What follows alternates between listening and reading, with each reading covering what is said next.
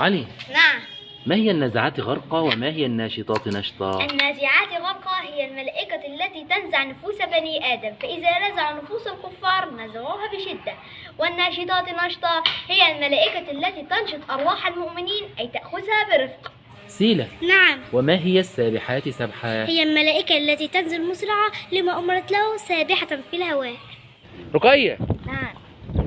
ما هي الزاريات ذروة وما هي الجاريات يسرا وما هي الحاملات وقرا وما هي المقسمات أمرا؟ الذاريات ذروة هي الرياح التي تحمل الأتربة، والحاملات وقرا هي السحب المحملة بالمطر، والجاريات يسرا هي السفن في البحر، والمقسمات أمرا هي الملائكة التي تقسم الأرزاق. وما هي الصافات صفا وما هي الزاجرات زجرا وما هي التاليات ذكرا؟ الصفات صفا هي الملائكة التي تقف مصطفى بأجنحتها تنتظر أمر الله، والزاجرات زجرا هي الملائكة التي تضم السحاب بعضها إلى بعض، والتاليات ذكرى هي الملائكة والأنفس التي تذكر الله وتتلو آياته. كذلك الذي يدعو اليتيم.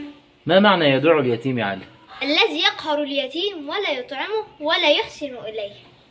إياد، نعم. ما معنى قوله تعالى الذين هم يراءون؟ الذين يراءون الناس بصلاتهم إذا صلوا، فهم لا يصلون رغبة في الثواب ولا رهبة من العقاب، إنما يصلون ليراهم المؤمنون، فيقول الناس عنهم أنهم يصلون كما كان يفعل المنافقون على عهد رسول الله صلى الله عليه وسلم. ما هي الصلاة التي لا ركوع فيها ولا سجود؟ هي صلاة الجنازة. وكيف تصلى صلاة الجنازة؟ صلاة الجنازة هي 4 تكبيرات. في التكبيرة الأولى قراءة الفاتحة، وفي التكبيرة الثانية قراءة نصف التشهد الأخير، وفي التكبيرة الثالثة الدعاء للميت، أما في التكبيرة الرابعة الدعاء لنا وللميت. كل الصلوات بين القبول والرفض إلا صلاة واحدة تقبل دائما، فما هي؟ هي الصلاة على النبي صلى الله عليه وسلم وآله. وما هي أفضل صيغة للصلاة على النبي صلى الله عليه وسلم؟ هي الصيغة الإبراهيمية.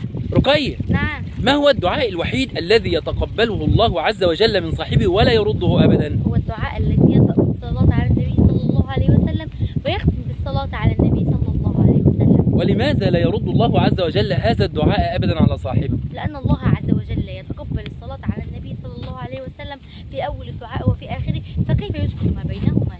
ما هي الصلاة التي يركع فيها المصلي 4 مرات ويسجد فيها 4 مرات؟ هي الصلاة الوسطى والوسطى. وما هي الصلاة الوسطى كما ورد في القرآن الكريم؟ هي صلاة العصر. وما هي الصلاة التي لا تحتاج إلى وضوء؟ هي الصلاة على النبي صلى الله عليه وسلم وآله.